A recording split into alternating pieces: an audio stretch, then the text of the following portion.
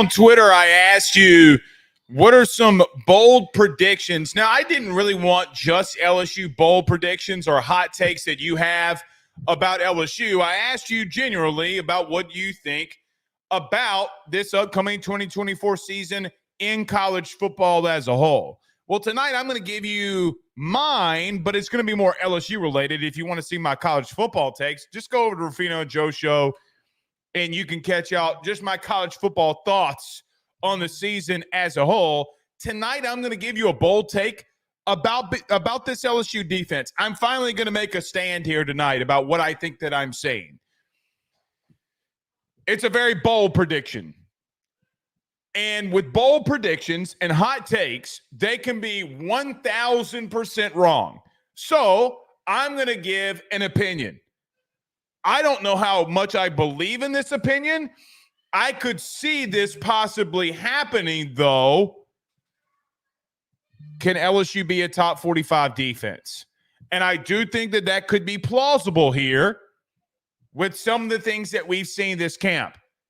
Could we be wrong? Could I be wrong? Could what we are seeing out at practice about Ashton Stamps catching picks and this defensive line making a stand at the goal line on 7 straight runs and getting ready for the season. Jordan Gilbert lining guys up. Harold Perkins shooting through the A-gap as an inside linebacker. Tackling Caleb Jackson in the backfield. That could be all for naught. Tonight we're going to make a stand on what we believe could happen with this LSU defense. Going to be really fun. Also, have a rant I need to go on. Our buddy Chris Phillips over at SEC Unfiltered has been on this show a lot. And I love Chris. I think everything that he is doing, all the content that he is creating has been utterly fantastic. But he asked me, there was a clip that was going around about LSU, about their secondary. And there is a take out there from people around LSU that LSU secondary has been getting cooked, I think was the word that was used, all fall camp. I'm going to need you or anybody that's been out there to explain to me when 11 on 11 has been happening, what's going on with this secondary if they're getting cooked. Because that's not the way that I see it. The way that I see it is that when 11 on 11 has been happening, it's been more tick for tack than we've seen in quite some time. More 2022-ish. If we're being honest, more 2022-ish. Guys, I have no idea when you look at this defense, and it's going to all correlate with one another this show tonight. Guys, if you've watched any of our practice reports, even one of them, what has the theme been? Yeah, okay, on 7-on-7, secondary was giving up some catches. They were giving up some plays. But when we get in the first and second scrimmage, when we get into team periods and the defense is winning 5 of the 6 reps or 5 of the 11 reps that we've seen, they're getting off the field on third down. You're going to have to explain to me what those stops are about. I've heard some of you say, well, Blake, it's just practice. It's bad offense. But then I remember in my mind, because my eyes saw this last year, Jaden Daniels going cuckoo for Cocoa Puffs at practice, and nobody in their mama could stop him and Malik Neighbors on that inside fade route or a dig route. And then you had Bryant Thomas Jr. that was out there that was going also cuckoo for Cocoa Puffs. But you and I both believe that this LSU wide receiver room, this offensive line, this running back room is extremely talented offensively, being led by a guy like Garrett Nussmeier. So again, you're going to have to explain to me what we've seen defensively so far from LSU this camp, because it would appear to me that they've stepped up and they've done some really good things. We are live.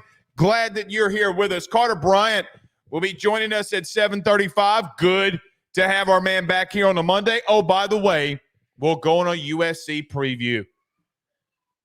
Going to tell you, guys, we're not 13 days away, 12 days away?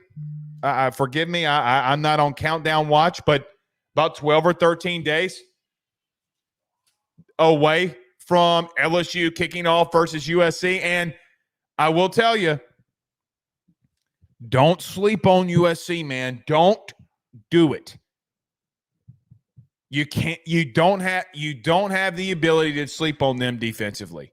You don't have the ability to sleep on them offensively. Because they did some things defensively, even though Alex Grinch was ass.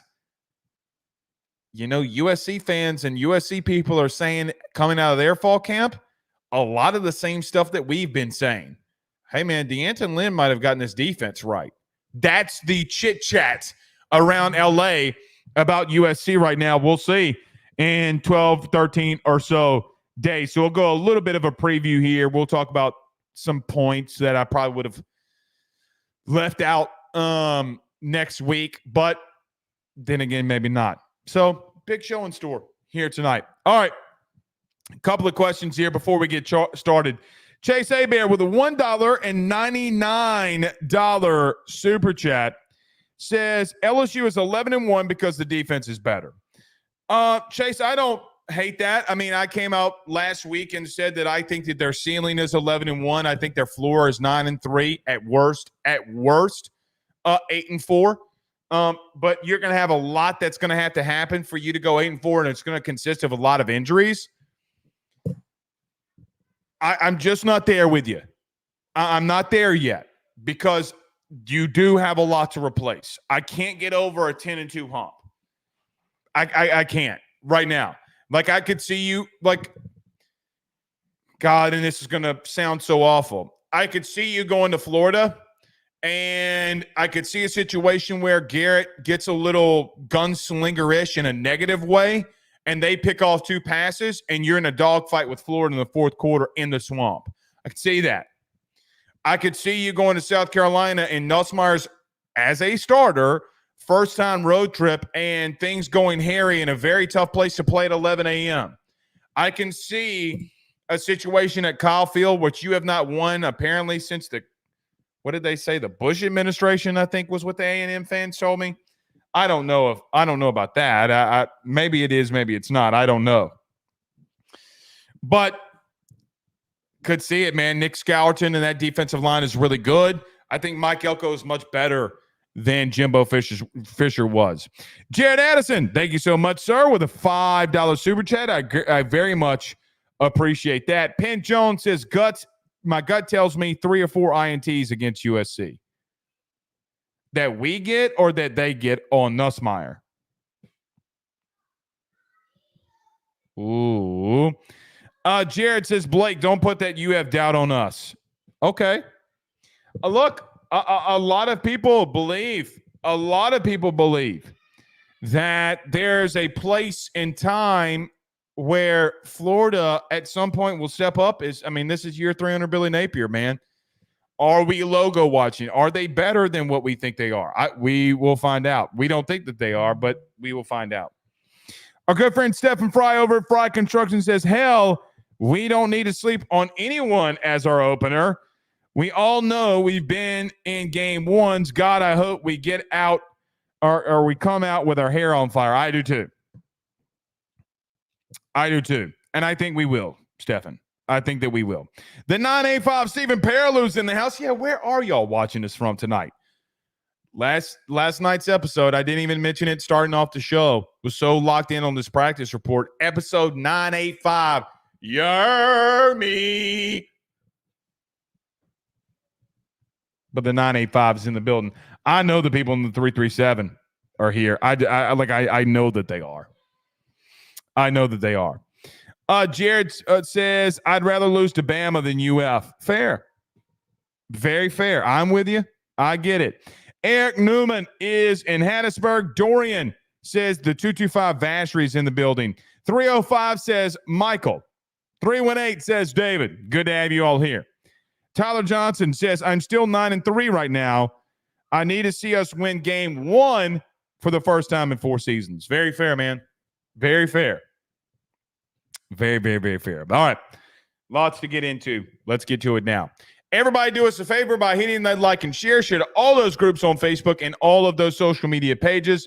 You're watching us, listening to us on YouTube. Like, subscribe, notification bell, wherever you listen to podcasts, rate, review, and subscribe.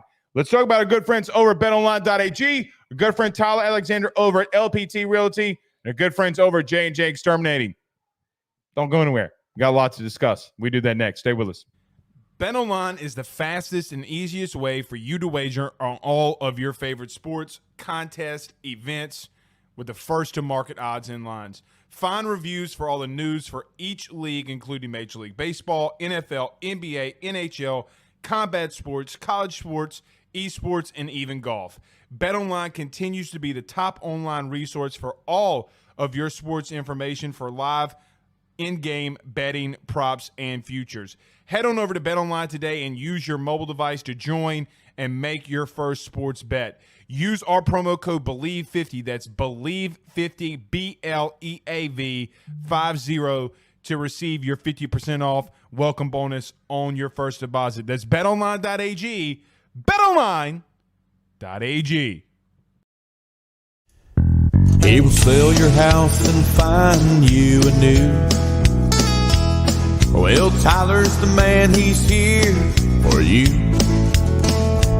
If you want to buy or sell, well, it's not too late. Dial 955-0008. Just call 955-0008. Y'all call Tyler, he'll shoot you straight. Louisiana is unique. The food, the festivals, even the bugs. No, not mud bugs. Unwanted bugs like these. The ones you don't want crawling in your home or business. Trust the Shield from J&J Exterminating. We've been protecting Louisiana homes for over 50 years, earning the trust of our clients because we deliver what we promise. Protect your home from pests. Get the Shield from J&J Exterminating. J&J Exterminating.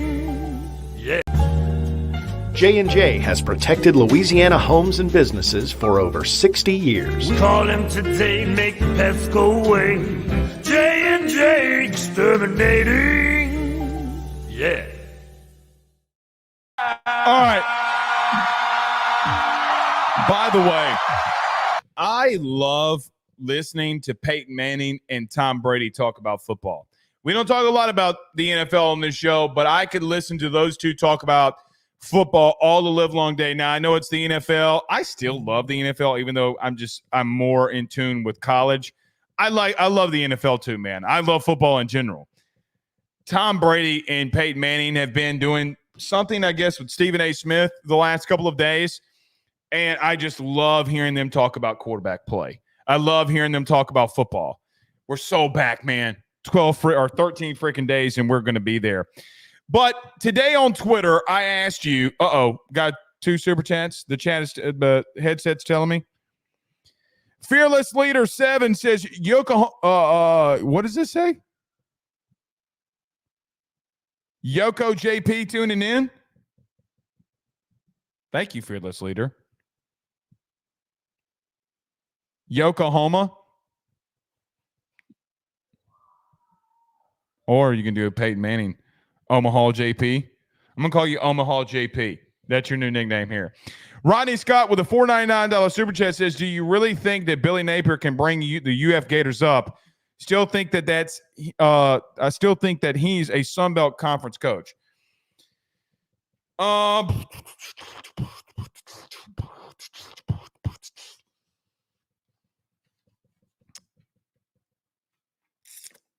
Define up for me.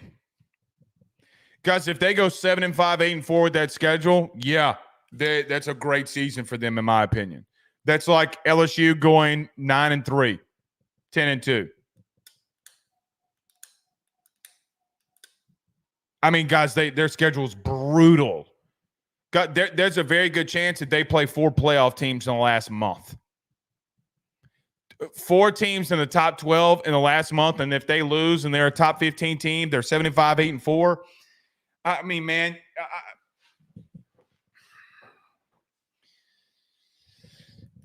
I don't know.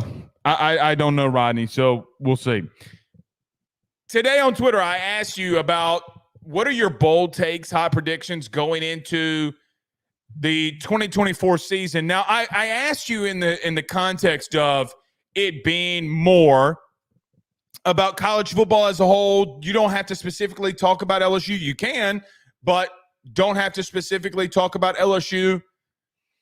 Tonight on this show, I'm going to talk about the bold predictions or hot takes or just thoughts that I have that I'm kind of like as a fan looking to think that they could do this upcoming season. We're going to talk about LSU. If you want to hear just college football takes in general, go to Rufino and Joe show. Me and Joe talked about that today. The bold prediction that I have tonight for LSU is this. Now, let me preface by saying, in case you missed the open, my thoughts on bold prediction is something that Blake Rufino can 1,000% be wrong in. It's just that confidence that I'm gaining about something specific. Like if I'm wrong in something, what is my bold prediction? My bold prediction / hot take that would lead LSU to being 10-2 for LSU to be a contender. What would that take? I don't know how far off I'm going to be in this bold take because when you have defensive play that we have seen through this fall camp, I do think that there's a strong potential that defensively you might be a lot better than maybe a lot of us were anticipating. Guys, I don't know after 2 weeks, 14 days, actually 15 days now, I don't know if I necessarily know what to make of this defense. I don't know if they are a unit or a side of the football that's going to come out there with their hair on fire and make a lot of big-time plays. But every time that we've gone out to fall camp, you've legitimately seen tons of turnovers. I say tons of turnovers, but a lot more than you had a year ago. You've seen guys being playmakers. You've seen Harold Perkins bat a ball in the air and Parashand pick it off. You've seen them multiple times in 11-on-11 hold Garrett Nussmeier and that offense to a 3-and-out. Now, do they have their issues? Yes. Secondary at times they can have busts. There have been a couple times where they've given up big runs. But when the live bullets have been flying, when you're at the goal line and it's 1st and goal from the 1, and this defense makes 4 straight stops at the 1-yard line. And from my vantage point, Caleb Jackson doesn't get in on that 4th and final run. What are you seeing from this defense? When Ashton Stantz picks a ball off from Garrett Nussmeier in the end zone and takes it back, pick 6 city, and we're off to the races. What are we seeing from this defense? Here's a bold prediction hot take. Now, they don't have to be this for you to go 10-2 and make the playoff, but there's also a very strong possibility that they would have to. I think LSU can be a 9-3, 10-2 team, leaning more to them being 10-2, but that's where I lean. Again, can be wrong. I look at Blake Baker, and I look at what he did last year at Missouri. I look at actually some of the things that he also did at Miami as a DC, and he's been under Manny Diaz. And look, the amount of pressure and blitzes and guys just being playmakers that you're getting after, one-on-one looks to, getting after ball carriers, getting after quarterbacks, I don't know if you're not a top 45 defense in the country. Now, might not be a vastly bold take, but guys, it would be after a season ago, you went from win 15-ish in the country on total defense to being around 45 to 50. That would legitimately make you a playoff contender because I think Nuss is going to be good enough and this offense is going to be good enough that at the end of the year, are you a borderline playoff team? Yeah, I think you're going to be there. I really do think that you're going to be there. Do you win the game that you're supposed to get in? You know, like in 22, if you beat A&M at the last game of the year, you're going to the playoff, right? Like you're in the 12-team playoff no matter, in my humble opinion, no matter what happens. In the SEC championship game, I think you get in there at 11, right? Like I think that they would do that for you. Maybe they'll put in other teams, but if you're 10-2 in the regular season, I think that you will get there. And the bottom line becomes, if you are there in contention, because of the way that you're going to run the football, BK said it in his opener, or in his press conference, not in his opener, but his press conference yesterday. You want to know my philosophy about this team? You want to know about the philosophy of what I'm going to do? we're going to run the football. We're going to get the ball out quickly to playmakers in space. We're going to take shots with guys like Chris Hilton and Jelani Watkins, and we're going to lean on our offensive line. Can you stop our 12 personnel with Mason Taylor and Kamarian Pimpton out there in short yardage situations? Can they take a bootleg in the flat and get 8, 9, 10 yards? And it's just a little dump-off pass, but Mason Taylor's getting 10 yards, and you know what? It's another first down, and you're moving the chains. I like what I've seen from them defensively. I think when you send the amount of pressure that Blake Baker is going to send this year, only one of two things can happen. Either you're going to get home and you're going to make plays and you're going to be better defensively than you were at any point last year, or you're going to be very boom and bust, where you'll make a good play here and you give up a lot of touchdowns because you just can't stop anybody. And you know what? Jaden Daniels was the ultimate playmaker that made, of all teams last year, Blake Baker pay. Georgia couldn't do it. Nobody else could do it to Missouri last year, but you did. Ohio State at the end of the year couldn't do it, but you did with the Heisman Trophy winning quarterback. And let's be honest, through a half of that game, Blake Baker was throwing things at Jaden that confused him. It just didn't take Jaden long to process what he was seeing and getting the ball out to Malik Neighbors and Brian Thomas on a post route for a touchdown, and then you take the lead. By the way, you caught 2 interceptions in that game, too, that had nothing to do with Blake Baker.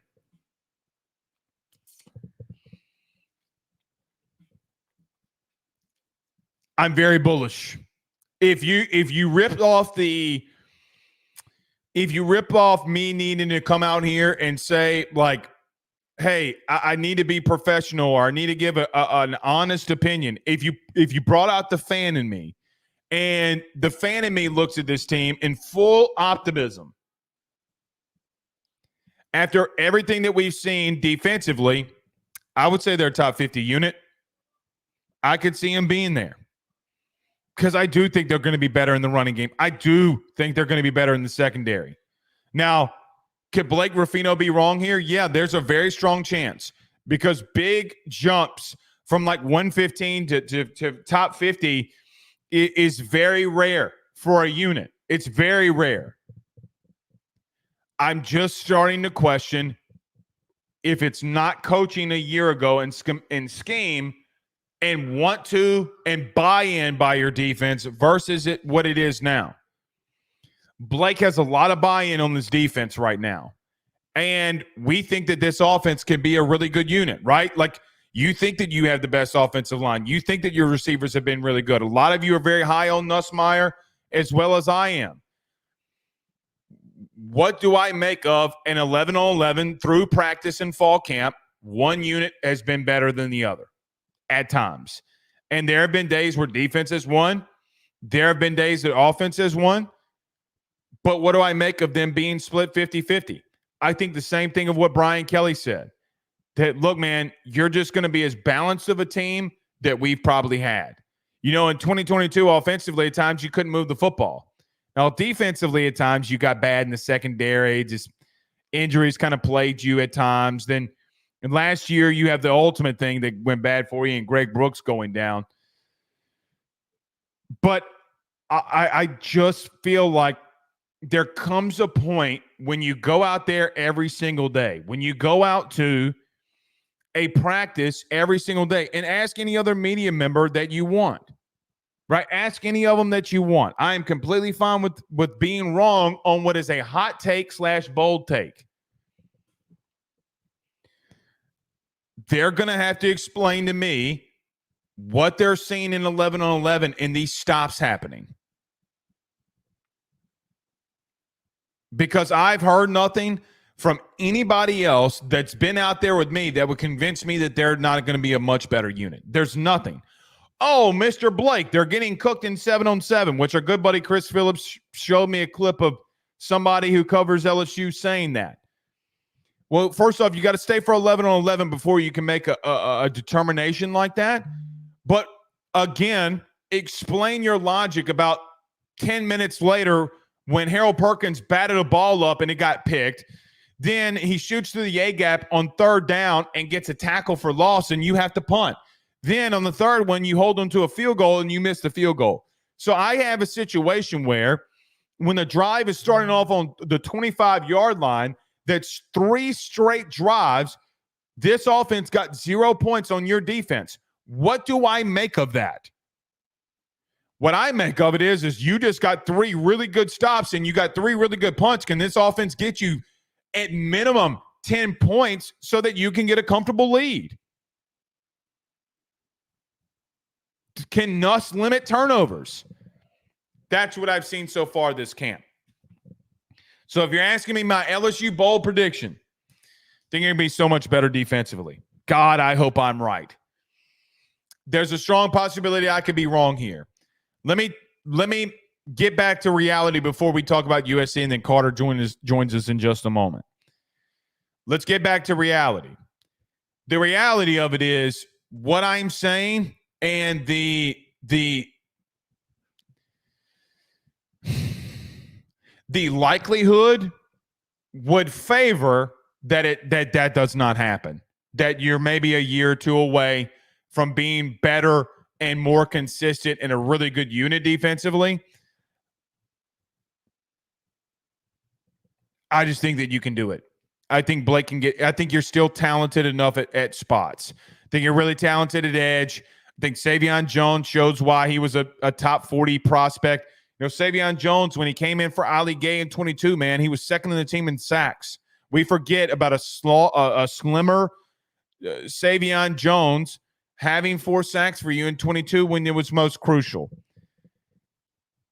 Can you be better at tackling? Small things like lining up and tackling. Are you better there? Guys, if you're better there, you're going to be at least top 75.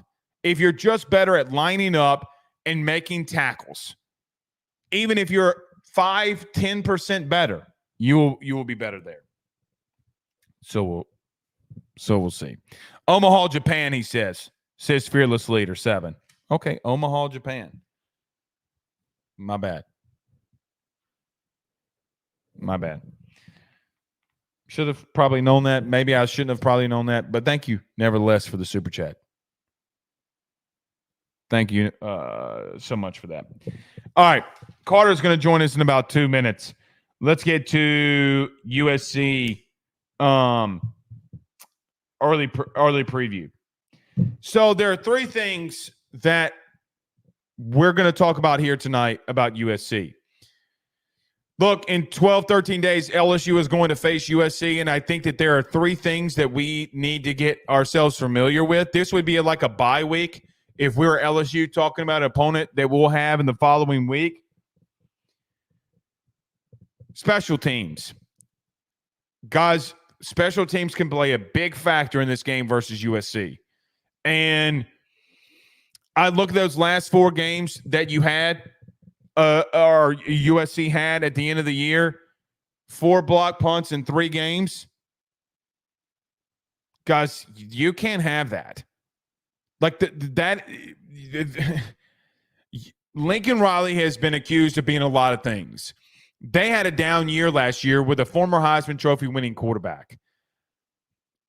I just don't know if everything that they did was as bad as the national media pushed it out to be. Because when I go and watch the film and see what they did on special teams, guys, if you get a block punt on the 35-yard line and they score and you're just freely giving up 7 points, them bringing in D'Anton Lynn, I think it's going to be a lot like Blake Baker. Kind of goes into my point number 2. You know, the chit-chat right now, or the chatter right now coming out of fall camp for USC, is that D'Anton Lynn has had a lot of a Blake Baker type of feel to him, that the players are so much or feel so much better about playing for a guy like D'Anton Lynn. The schematical things that he's doing, the pressure that he's putting on Miller Moss. Guys, they said 40 blitzes in a spring game, by the way. 40.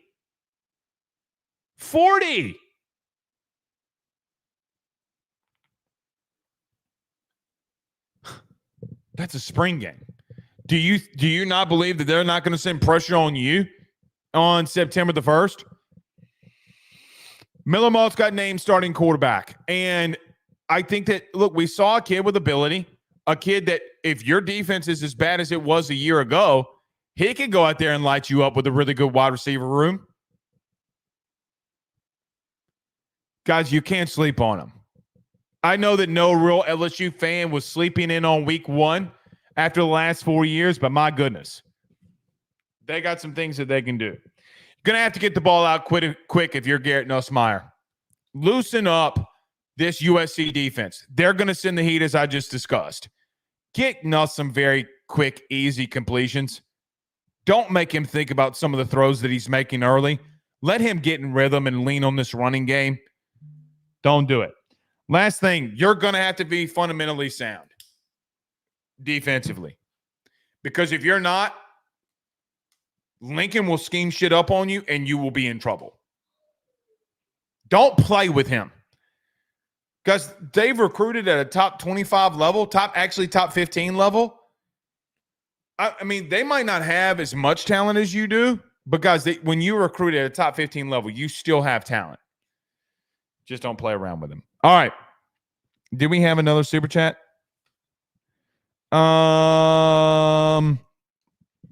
Andy Alexander with a $4.99 super chat says, love the show, bud. About to run all over USC. He's also from the 318 3-win great. I tell you, man, all the time, the 318 people, man, they love your boy. They absolutely dig the show. I appreciate y'all being here. Thank you so much for the super chat as well. Let's get to our good friend Carter, the Power Bryant. Before I get to it, our good buddy Carol Foss over at State Farm, he's been a guy that's been on our show, a sponsor that's been on our show for a long time. I'm asking for all of y'all's prayers for my good friend Carol Foss. He was in a very bad car accident, I was told, and he got in some really bad shape, had some very bad injuries. He's going to be okay, nothing life-threatening. Look, man, Carol is one of the best human beings I've ever met. We do not let sponsors on this show lightly, very lightly. I decline a lot of people. If I don't like you, I am not going to let you be a part of what we do here. Carol is one of the best human beings I've ever met in my life. I am asking that all of you keep our good friend Carol Foss over at State Farm in your thoughts and prayers. I would greatly, greatly appreciate it. All right. Sorry about good. Let's get to our good friend Carter. We do that next. Stay with us. Guys, you might know my good friend Carol Foss and all the great service that he provides over at State Farm. He is your good neighbor after all. But did you know State Farm has surprisingly great rates as well? Along with the great neighbor service, State Farm agent Carol Foss has surprisingly great rates for everyone inside the state of Louisiana. So call him today at 985-395-4300, 985-395-4300 for all of those surprisingly great rates on auto, home, and life insurance needs. Like a good neighbor, State Farm is there, and individual premiums will vary by customer. All applicants subject to the State Farm underwriting requirements. Guys, I want to talk to you about our good friends over the Drake Williams Law Firm and Drake Title Company. Are you facing tough times due to an injury from a car accident, navigating the complexities of divorce, or purchasing a new home? At the Drake Williams Law Firm and Drake Title Company, they understand the challenges you're going through, and they are here to help. The lawyer team of Ernie Drake III, Ryan J. Williams, and Summer Vignair, along with Morgan Daniels, have the experience and proven track record to give you that peace of mind. Give them a call today at 985-386-7600. That's 985-386-7600 to schedule a free consultation at their brand new office located in historic downtown Ponchatoula. They're also doing a special, the AYS special. If you're refinancing or closing on a home in Southeast Louisiana, request the Drake Title Company to handle your closing. If you mention Blake Ruffino and AYS, you're going to receive a $400 discount on title fees. Again, give them a call at 985-386-7600. Let them know that Blake Ruffino sent you on by. J&J has protected Louisiana homes and businesses for over 60 years. Call him today, make the pests go away. J&J Exterminating. Yeah. Carter, the Power Bryant. Good evening, good sir. How are you? My prayers go out to Mr. Foss. I'm sorry to hear that. Very unfortunate. Very unfortunate. I know I've said this before, but it's very important for Blake to keep these people. You have to go support them. right? Yeah, you got to, man. You got to. I mean, because it's a business, right? They're not just giving you charity, right? They believe in you helping their business, so it goes a long way. And also, Blake, moving forward, if you super chat during Blake's when I'm on here, I'm going to go straight to it. I'll stop what I'm saying and answer your question immediately. It all goes to Blake. I don't get anything from it. So support him. I appreciate all the super chats up to this point, man. Let's get to it. Let's go. We got some super chats in here right now. Well, Okay. earlier, I'm sure you've already addressed on, but I'm just saying when I'm on here, if someone wants to ask me a question, we'll go straight to it. If Okay. we super chat. Even if I'm in the middle of one of these epic rants or whatever, but go around and hit Blake. Just finish the rant and then we'll get to it immediately. Yeah, we'll get to it immediately. Okay. All right. Carter, did you see today that I asked the fan base just on Twitter, but I asked about really anybody who wanted to get involved here. What is your boldest take or hottest take going into the 2025 or 2024 college football season? Now, earlier I did mine on LSU. I said that I think here's a very hot, bold take. LSU defense, top 45 in the country. Yeah, I said it.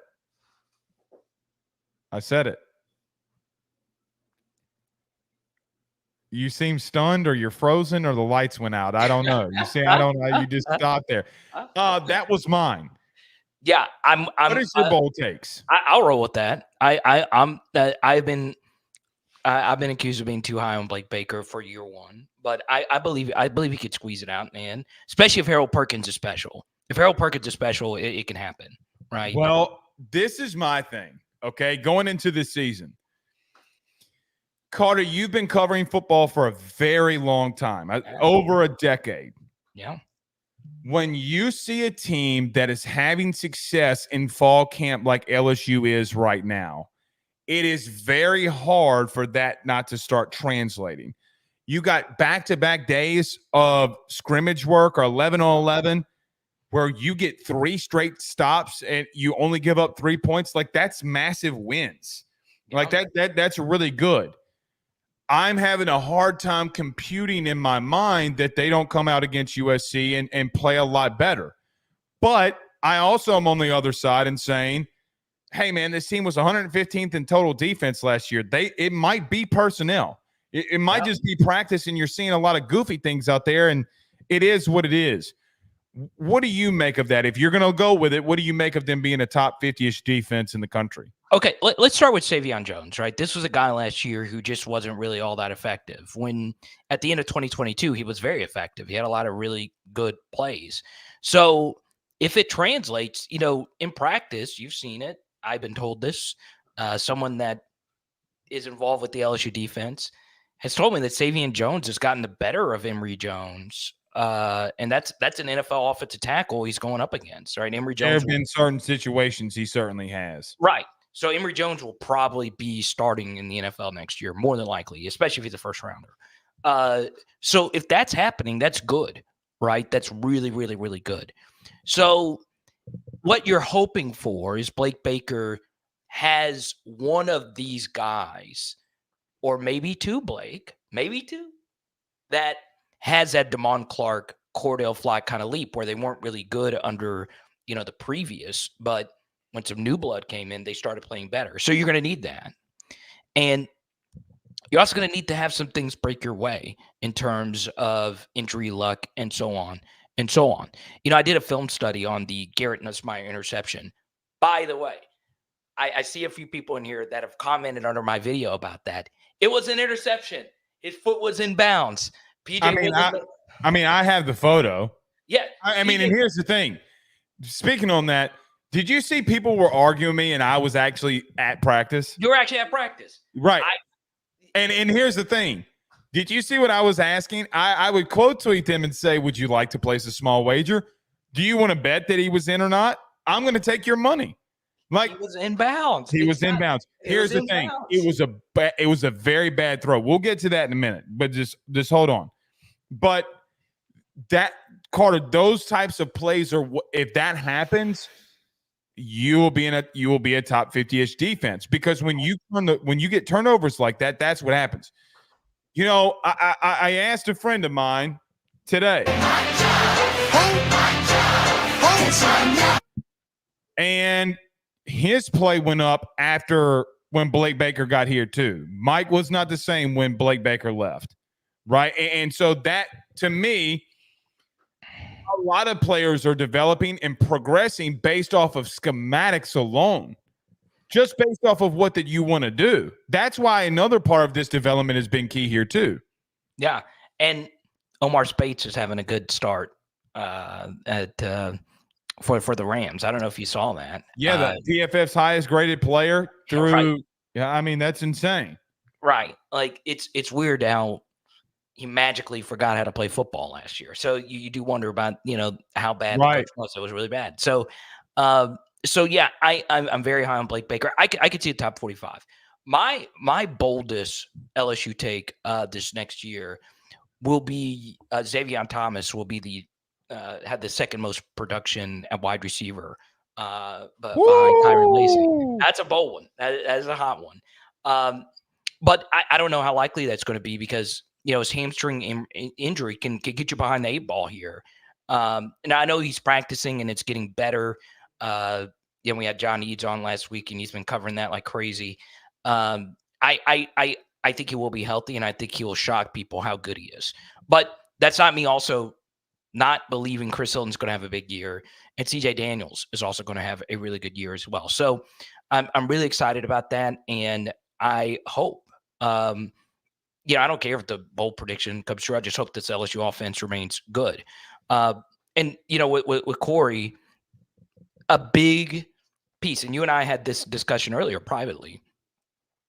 For people on audio, Corey Rogers sends a $199 super chat and says, "Do you think that Lynn will try to target Chester?" I just want to make sure our audio.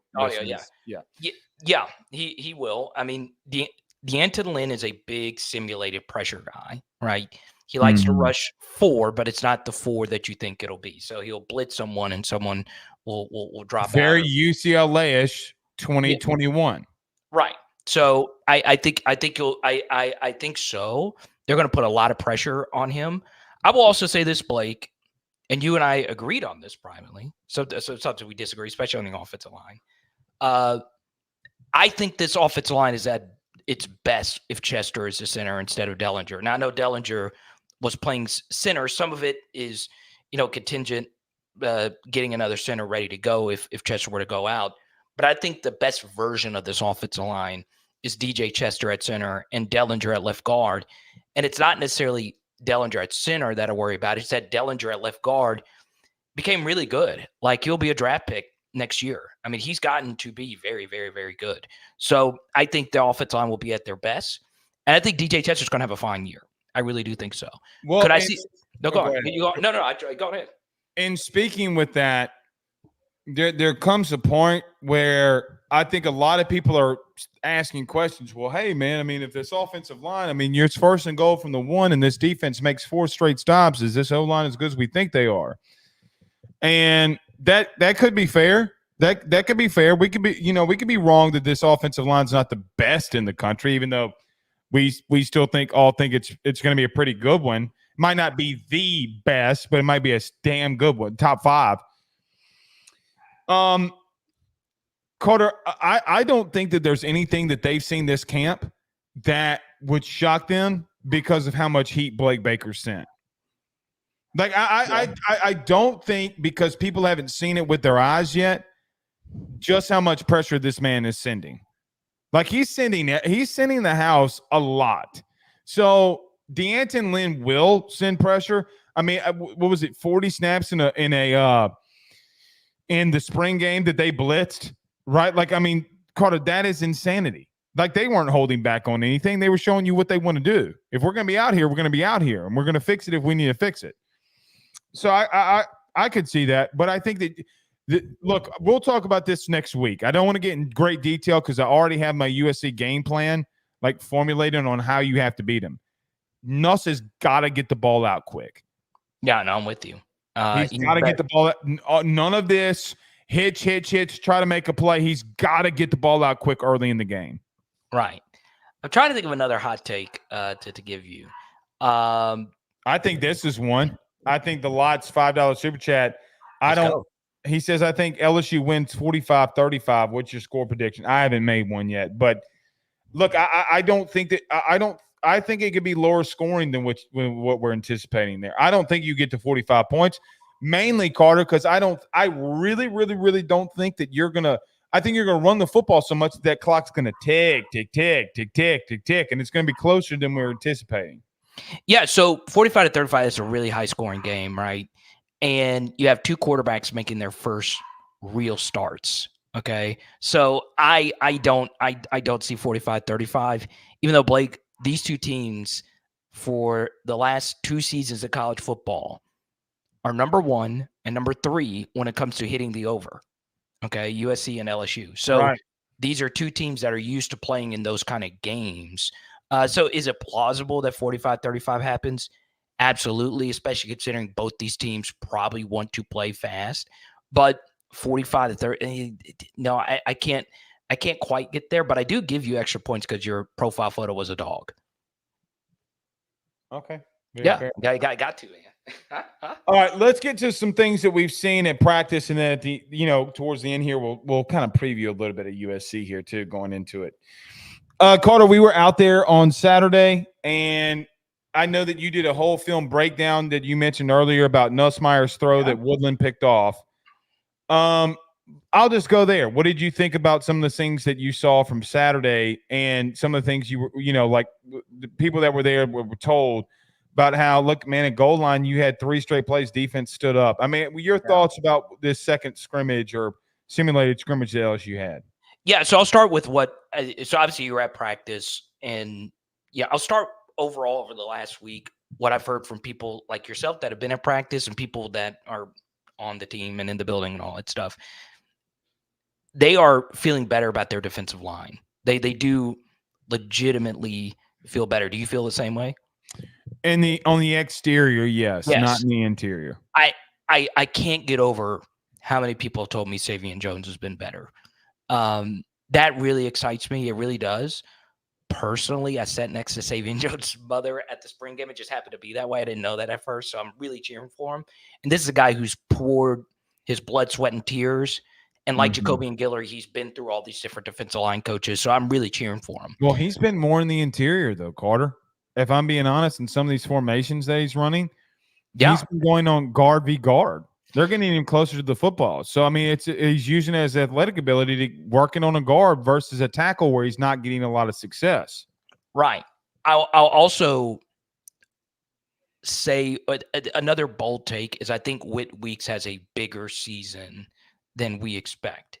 I know he's not a starter right now. It would not shock me if he does start a few games this season. I know they really like Greg Penn. I know obviously Harold Perkins is going to be on the field a lot. I do think Witt's going to play a big role. Oh, dude, he's on every third down situation. Right. So even if he's not a starter, because I get a lot of messages about Whit Weeks starting. In that Prowler package, he is. Yes. And to that point, Carter, that's why I asked BK on Saturday. It was the last question in the press conference. I asked him because I was trying to fish out if he was going to talk about Whit Weeks more than Harold Perkins and Greg Penn, which he did. Hey, why did Perk have the comms in his helmet? And what did he say? He said, well, Greg Penn in some of our packages comes off and Harold Perkins is the only person on the field. Okay. So that means that Whit Weeks is coming on the field. That's what you're telling me. Pause. Oh, my God. All right, fair. Yeah, Pause. I had. All right.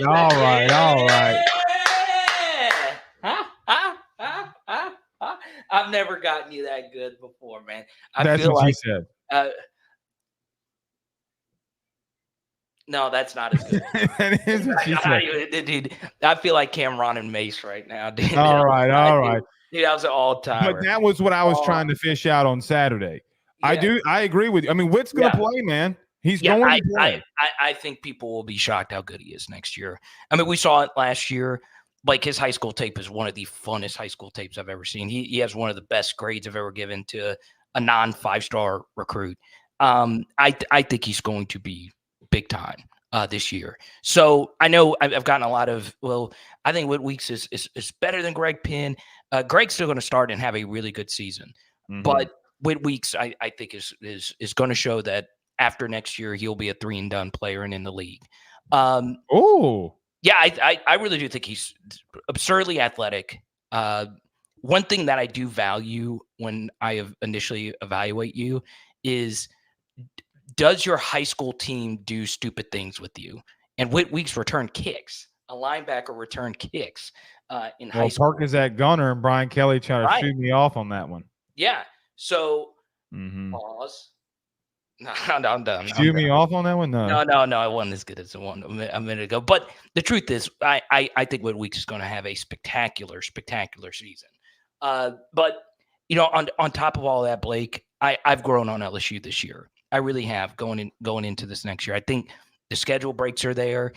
Once again, I don't want to get too camp highlighty, but Blake Baker is made some guys feel better about themselves going into next season, and I'm really high on Blake and Bo and Kevin Peoples. We talk so much about Savion Jones, but Kevin Peoples has really helped, right? For instance, okay, there was a play, and it wasn't a great rush where Savion Jones was blocked by Mason Taylor.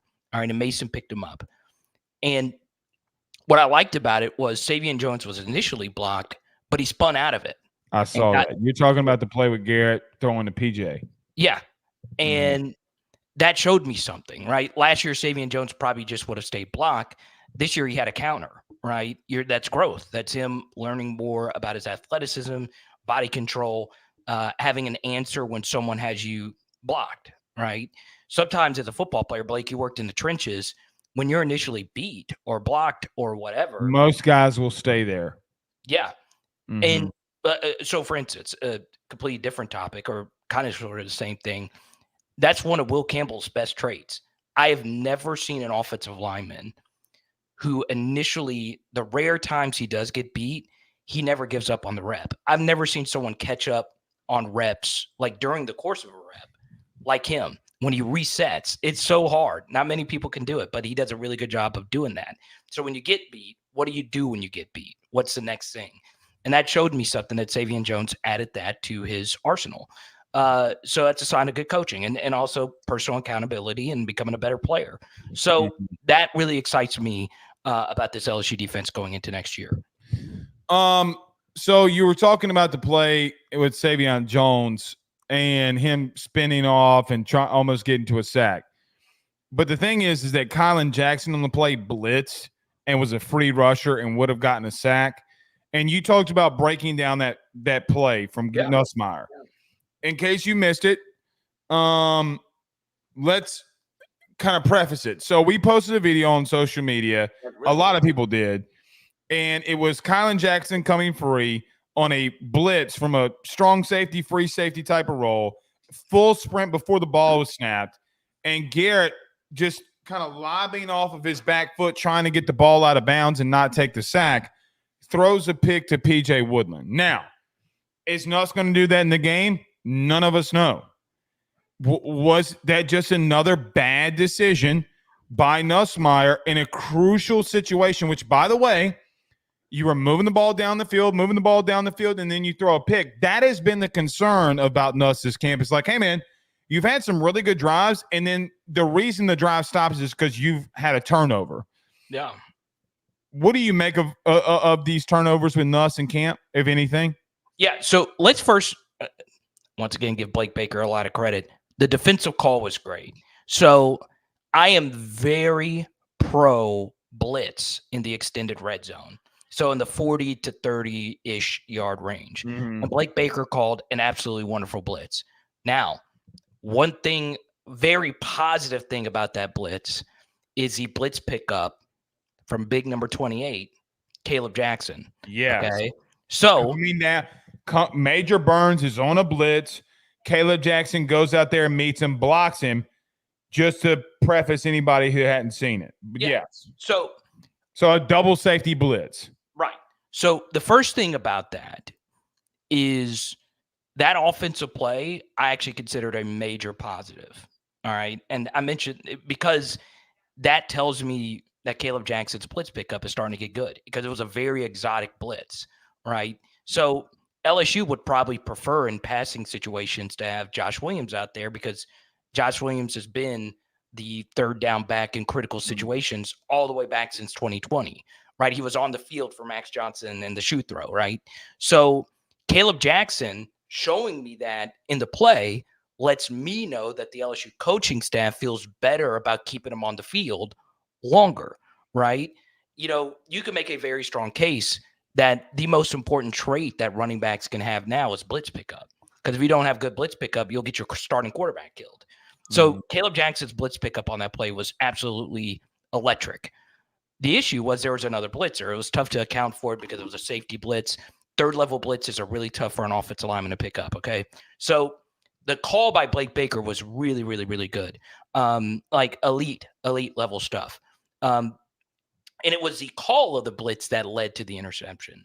The second thing is obviously Garrett, that was a bad interception, and he's had some red zone and extended red zone turnover issues. That's where his turnovers have been the absolute worst.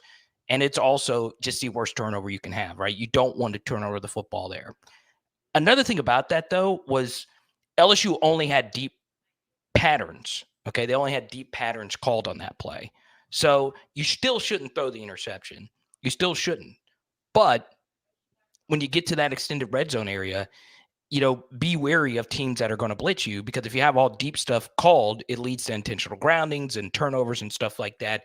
And that could be a growing thing for LSU to know that Garrett Nussmeier could throw a pick if we only have deep stuff being called, right?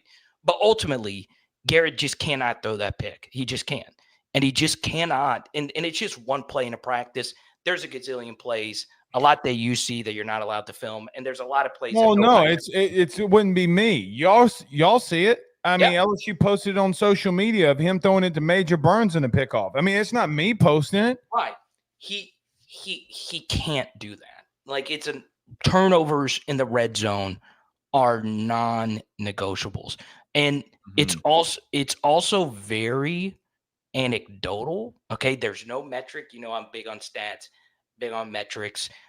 There's a lot of people that believe momentum doesn't exist. I tend to believe that it does, but I think we tend to overrate it.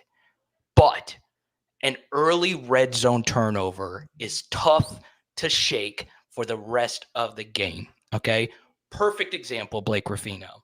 All right, did you know Matt House, the only elite Matt House game was what? 2022 versus Alabama. Okay. Correct. The great Bryce Young, who won a Heisman Trophy, only had one game in his career where he completed less than 50% of his passes. Right. What happened early in that game? Threw a red zone pick. He did. And and you know what else? He also got sacked in the red zone by Harold Perkins. Yes. What was the other one? If I'm not mistaken, he didn't throw a touchdown in the red zone. He made bad decisions in the red zone. And you know what they were doing? They were sending the heat after him. Here's the question that I would have. So in the play, you got Major Burns blitzing down from his star position, and you have Kylan Jackson coming, you know, loose as a goose, don't get me started, from the third level, free as a bird. I'm like a bird, always fly away. Okay. If you're throwing the ball off of your back foot, right, to get the ball and throw the ball away, and you know in practice that you're not going to get hit, what are you going to do when you do get hit? Yeah. And that is a massive question mark of if you're shying away from a situation where you're not getting hit in practice. It's not the throw that bothers me, right? Like, trying to throw the ball away doesn't actually bother me at all. What bothers me is the way that you executed it. You finally made the right decision, right? Like, Carter, the right decision right there was to throw the ball away, right? Yeah. And he might have been trying to do that, though. But if you are going to do it, you got to make sure it is. If you're going to throw the ball away, you got to throw the ball 2 steps forward, 1 step back. 2 steps forward, 1 step back. Okay. One thing I will defend him on, though, is since it was such immediate pressure and all the patterns were deep, it does make it harder. But you still can't throw it. You still can't. Okay. Throw the ball at Caleb Jackson's feet. He's an eligible receiver. Yeah, that's what I would. Yeah, or just there is no excuse. Carter, he threw the ball 18 yards. 18 yards. So one more thing on the blitzing. C. Hardy did super chat. Who will lead the team in sacks and how many? Obviously, more than likely, I would put 60 to 70% on Braden Swinson because he's just a good football player, right? Well, Braden Swinson had a massive inside spin move on Will Campbell, and Will got beat. It's the first time that I actually saw Will borderline, it wasn't borderline get beat. Now, was the offensive line battling with a stomach bug? Yes. Did that play a factor in it? Yes. I can't deny that, right? I can't, I mean, is that going to happen 9 times out of 10? Probably not. It's probably going to happen 9.9 times out of 10 that Will wins. It is what it is. Will got beat. I mean, it's very rare that it happens. In reference to pass rush, did you hear? So in reference to C. Hardy super chat, Brian Kelly in the press conference on Saturday said that we're going to manufacture sacks by non-conventional means. He said it's not going to be from our front four. That's the quote that he had, and we're going to send pressure from all over the place. Okay. Yeah. Carter, can I be real with you? Go ahead. All right, this is not my opinion.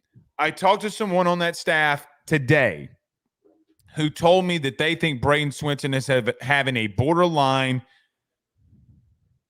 top 50 pick in the NFL draft type of camp. Okay. Now, do I believe that? No, no, I do not. Yeah, that's however, again, what do we forget about Braden Swinson? Carter, he did sack Jalen Milroe last year. The times that he got into play, he was effective. I just don't know if you can make a real determination on who it's going to be because they're going to send so much simulated pressure that you have no idea. If Major Burns had 6 sacks this year, it would not shock me whatsoever. Yeah, so I think a lot of LSU fans, when they think of the last elite LSU defense, they'll probably say 2018. I think the 2019 defense was very good, particularly at the end of the season. But most would say the 2018 defense. And on that defense, Grant Delpit led the team in sacks. So it could be one of those kinds of years, right? And you're right. It could be Major Burns. It could be Kylan Jackson. I mean, you don't know if you're really being exotic.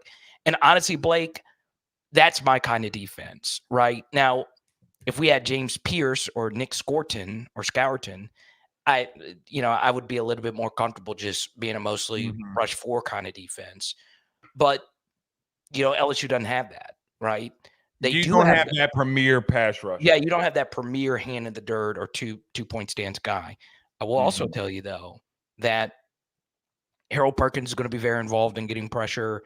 That you're going to see a lot more corner blitzes, which is Ashton Stamps, dude. Right. They sent Ashton Stamps more than anybody on that from the boundary. I am a big corner blitz guy. Carter, Yeah, do you know hold on. Oh, go on. Tell the fans how exotic it is that you're sending a boundary corner on a blitz. Yeah, because it's risky because if you hot and throw directly, well, not hot, if you check and throw directly into it, it's a big gain. I mean, you're giving away 7 yards. So you got to really, you can't just call it every time, but you got to be particular with it. Left hash closer to the boundary of where that corner is. Got to have right alignment. I mean, there's so many things that you got to do there. But Ashton Stamps is what forced a 4th down when he blitzed and us had a bad throw. Right. Again, this has been the most, to go back to point number 1. Okay, before I get you out of here, go back to point number 1. I don't think that we're ready to see, dude, they're make it or break it. They're going to send heat. Let's do it. Hey, let's do it. Me too. Go out swinging. And part of LSU's issue last year was they're too conservative defensively. No doubt. Because normally when you think, hey, our defense sucks, let's just play quarters and give 7 yards in a cloud of dust or 7 yards or whatever. The best thing to do is the opposite. Get exotic.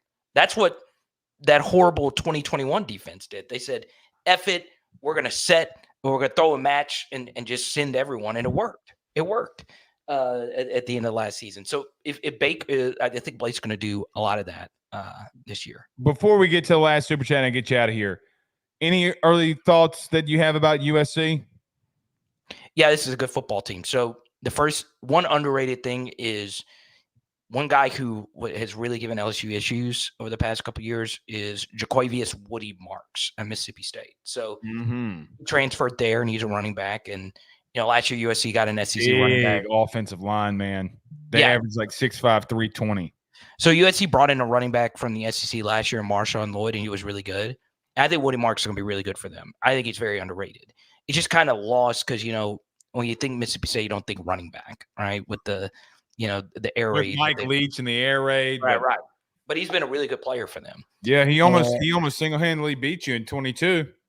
So he's going to be a really good player for them. Mm-hmm. Also, USC is just going to, as much as we are high on Blake Baker, USC's defensive coaching got a hell of a lot better. Yeah, D'Anton Lynn's a good DC, man. They were number 1 in the country last year before he left at not allowing rushing yards.